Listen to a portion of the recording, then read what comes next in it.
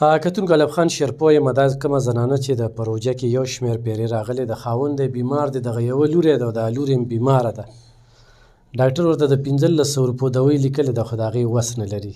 بیا وایي کور کې سودا هم نشته او وایي سودا هم راکړه. 2 پیرې راغلې ده خو دلته کې مونږ نو بیا واپس لاړه شي. څه وایې په دې موقع؟ منګه یو 3 ځله یا 4 ځله راغلي خو دې ځای نه تش نه وتلې. خدای هم خوشحاله که تاسو موږ له هر ځل هر څه راکوئ. خدای هم ډېر زیات خوشحاله که. او زما یو لور ده او یو مې خاوند دی، بس دغه بیمار دی او ډاکټر راته دوایانې لیکي خو وس مې نه کېږي. خاوند دې څه بیمار دی؟ د میرګو بیمار دی خو بیخي دغه دی، کار مار نه کوي؟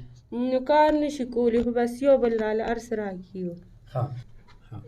اوس راته ده ووایه چې اوس کور کې خوراک هر څه شته؟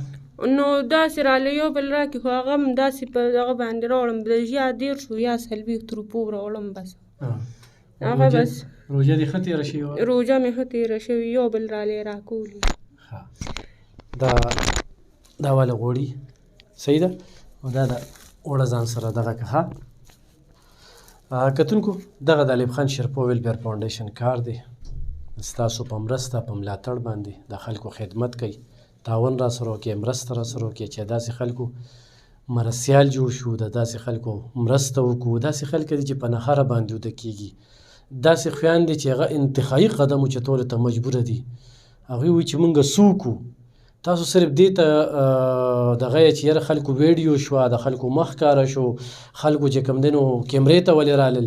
دا دلته کې راشي د زنانو نه تپوس وکړئ چې په هغوی نخرې تېرېږي او د هغوی څه سوچ او څه فکر او څه ویژن جوړ شوی دی. چې لاړ شي خلک دې کم مقاصد ترلاسه کوي. نو دا ډېر انتخابي مجبوره خلک دي.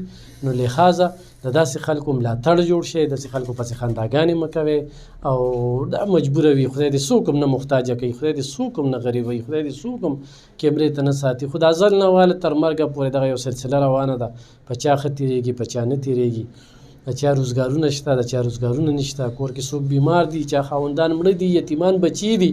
نو دا موږ ډېر په مخامخ وینو او بیا هغه خبرې په الفاظو کې نشو بیانولی. مو چېرې هغه په الفاظو کې بیانې نو خلک ته نور څه مقاصد وانخلي. خو خدای دې څوک هم چې کوم دی نه مجبوري. په خپلو دعاګانو کې مې یاد ساته. ډېره مننه.